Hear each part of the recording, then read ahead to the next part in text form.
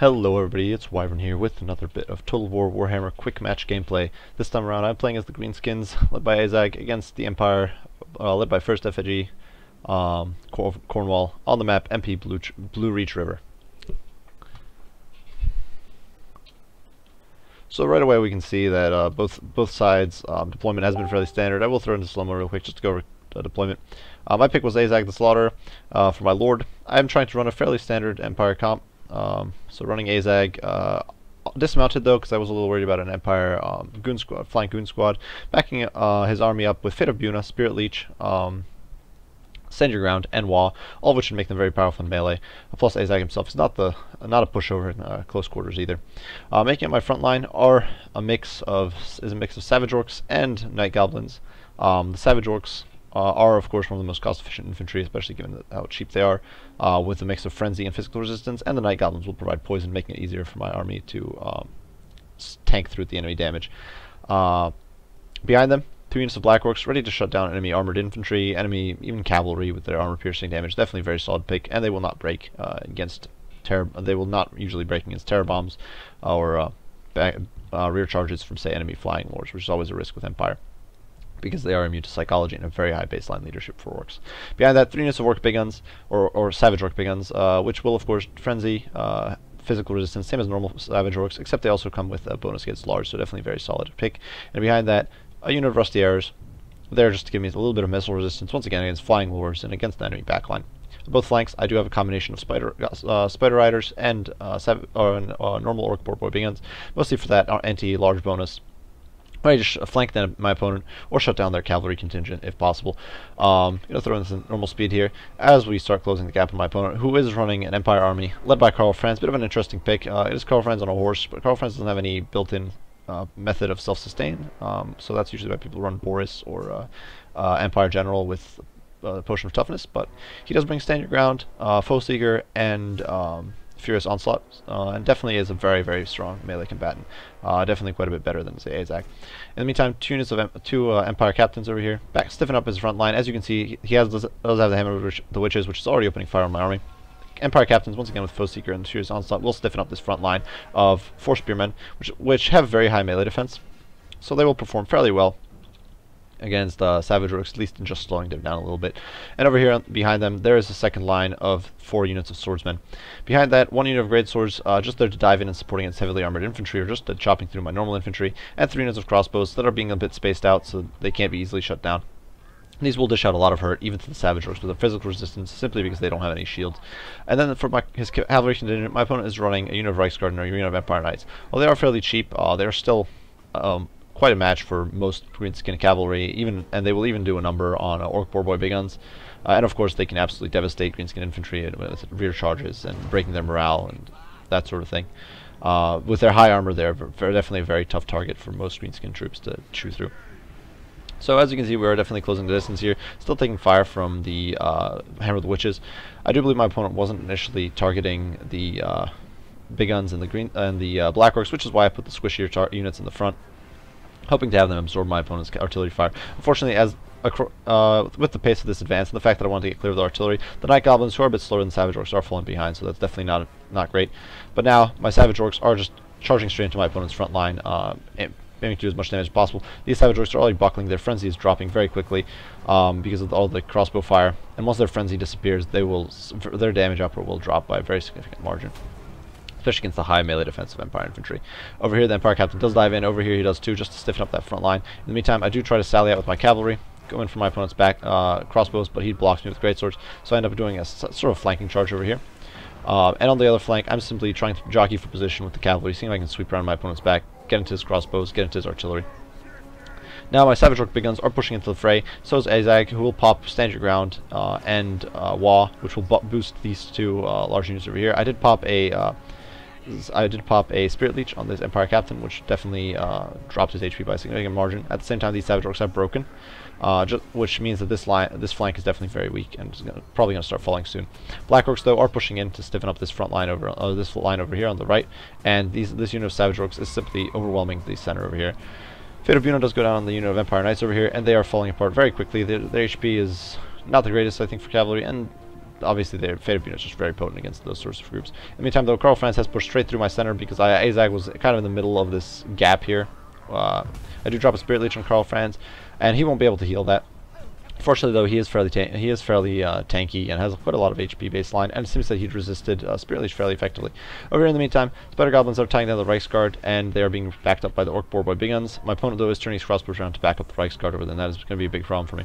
Meantime, though, this mosh pit of fighting over here is kind of degenerating. I'm slowly overwhelming my opponent. Unfortunately, I'm being very inefficient over here. The cannon is getting shots in through the flank, and that is just destroying my infantry here.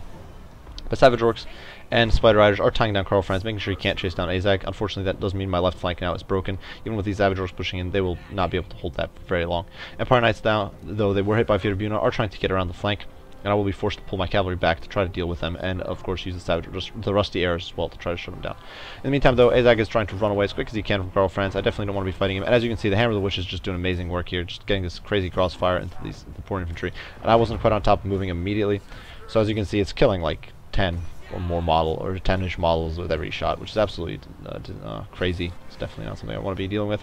Cavalry, though, pushing in over here, trying to shut down the Empire Knights, which they will do fairly effectively with the combination of the bonus against large and, of course, the poison. In the meantime, Azhag is being ignored by Karl Franz, who's fleeing for his life because he doesn't want to get killed by the greenskins. I'm finally moving my infantry forward, sending some units forward to deal with the crossbows. In the meantime, the left flank has broken. My opponent's infantry is just kind of sitting here, not really doing much of anything, not collapsing on my center. And in the meantime, these Empire Knights are almost overwhelmed, though the Orc Boar guns do break in the process.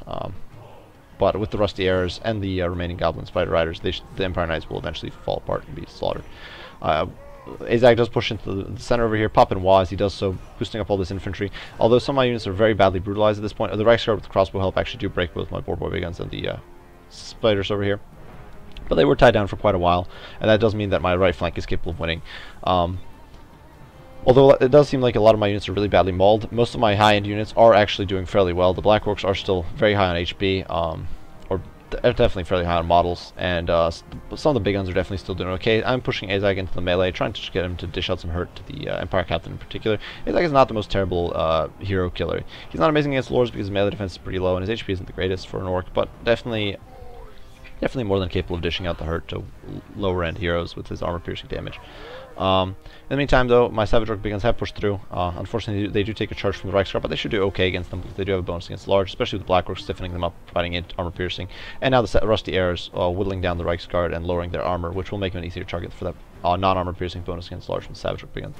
I'm trying to recover this cavalry, push them back into my opponent's rear, get on these crossbows, which are absolutely devastating my Savage Orcs, and they will do well even against Black Orcs, because armor is not really as good of a protection against missile fire as missile resistance, and certainly not as good as shields in my experience.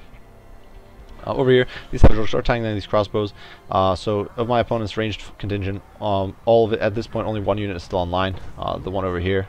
So I'm trying to shut that down with my cavalry charge over here. Unfortunately, it does look like my Spider Riders are wavering a little bit as they're coming in because they're a very badly beat up unit. But they do make the charge and get on top of the crossbows. They won't do amazing, but with the Boar big guns coming in behind them, they should do just fine. The Savage Orcs in the meantime have broken against Karl Franz, but they did shatter the or break the Reichsguard, which will probably not be coming back. In the meantime, the Black Orcs are still doing rather well, and they are tearing through the Hammer, which is rather effectively.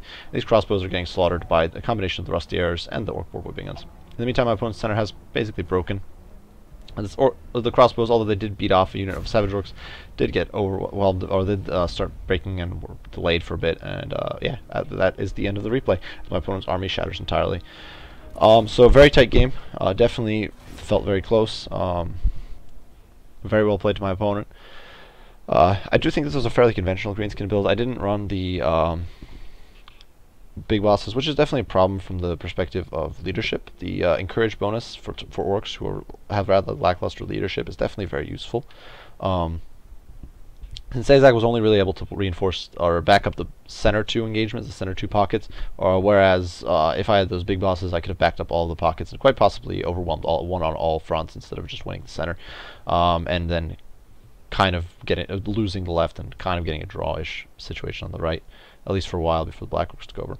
So definitely very tight game, very fun game. I definitely like the Lore of Death, and that is the main reason why I ran Azhag. It functions very effectively against Empire with their mix of reliance on heavy cav and fairly powerful lords. Then it can be very, very useful in that situation. Plus, Azhag himself has no pushover in close quarters, so definitely I think a better pick in some situations than say Wartzag. The Wartzag's FHU the gate can be good. Most of the kills were fairly well spaced out. Some units didn't perform too well, depending on who they got stuck in against. I think these Force Goblins were the ones who got caught fighting Reichsguard, and of course that's less than ideal for them. But yeah, most of the units dished out some hurt, even the units that routed off fairly quickly. Even the Night Goblins, when left alone, do some damage. Their stats are not terrible in melee, it's just that their morale is usually horrible. But as with all these other units drawing away attention, they're just fine. As you can see, some of these Black Orcs gained chevrons, these Savage Orc Big Guns gained a chevron. They did come in with one. For my opponent, very conventional build in my opinion. As you can see, his crossbows dished out a lot of hurt, and I think they actually gained these chevrons. I don't think they came in with them. Maybe I'm wrong. Well, the spears definitely held their ground fairly well. The Hammer of the Witches dished out ridiculous amounts of hurt. Great sources to go okay. Reichsguard did pretty well considering they shut down mix of the Forest Goblins, Spider Riders. They shut down my Big Guns, and then they ultimately ended up beating up on my Black Orcs and Savage Orc Big Guns pretty effectively too, with Karl Franz of course in tow. And the captain just stiffened up my opponent's front line and made it very hard for me to break him quickly with sort of shock and overwhelming odds type strategy. The battle, though, did eventually degenerate into basically an infantry trade, and in that situation, the Orcs were more favored. If my opponent had handgunners, he might have been able to dish out a little more hurt, but then again, the handguns lack arcs, so that could have also been a problem. But definitely, close game. Definitely had lots of fun. I do hope you guys enjoyed. If you did, leave a like or subscribe down below. I appreciate you all for watching, and wyvern out.